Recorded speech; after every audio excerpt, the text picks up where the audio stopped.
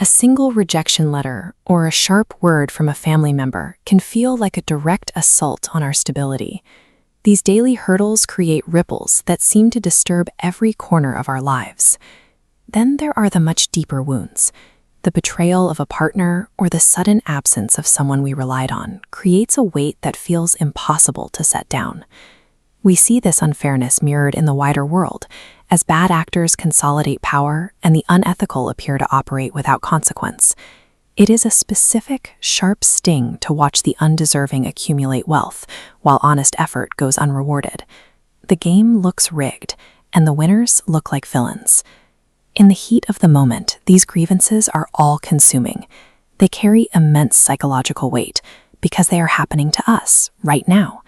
They occupy our entire field of vision. This creates a state of defensive hyperfocus. We become so preoccupied with microscopic, immediate injustices that we lose the ability to see the larger context of our existence. Our reflex is to react.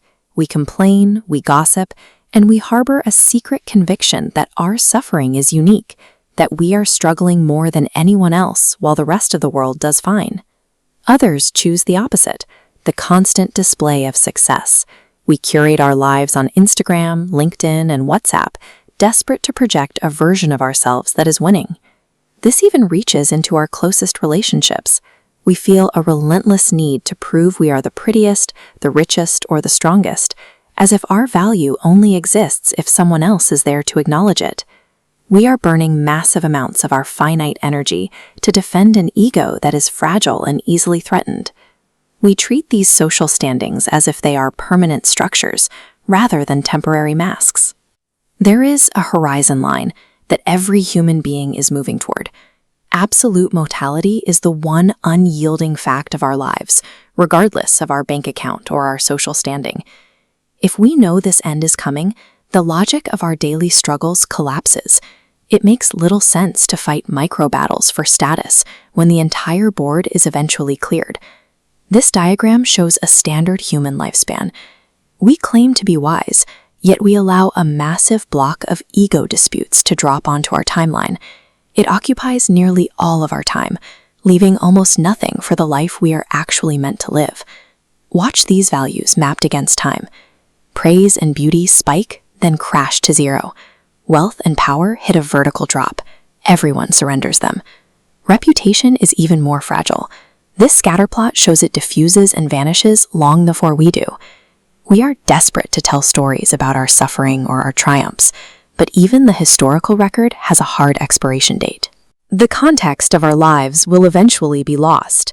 A few generations from now, the identities we fought so hard to defend will mean nothing to the people who follow us. We are building our sense of self on dissolving metrics. To pursue permanence in the material world is a guaranteed failure. The world is unfair. People will cheat. Even criminals succeed. These are the fixed conditions of a fading world. The real loss is much more personal. The true tragedy is a crisis of self-awareness. We possess the explicit knowledge that our time is limited, yet we choose to ignore that fact in almost every decision we make. We take our most precious finite resource, our time, and we spend it on worldly disputes that vanish the moment we stop feeding them energy. This choice drains our potential. It locks us into a cycle of chasing things that were designed to expire before we even reach them. We are not victims of the world's unfairness. We are just making poor investments.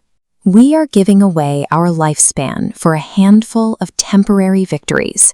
If every external metric we track, wealth, beauty, reputation, is guaranteed to hit zero, then logic dictates a change in strategy. We must look for pursuits that do not depend on an audience or a physical asset. This higher pursuit begins by stepping off the treadmill of comparison and competition. It means refusing to burn our remaining days trying to prove ourselves to people who are also fading away. It requires an immediate redirection of effort. We must stop trying to secure a permanent place in a world that is designed to dissolve. Understanding that the physical world is impermanent is not a path to despair. It is an exit from the maze. Once you stop trying to defend what was always going to fade, you are finally free to seek what actually remains.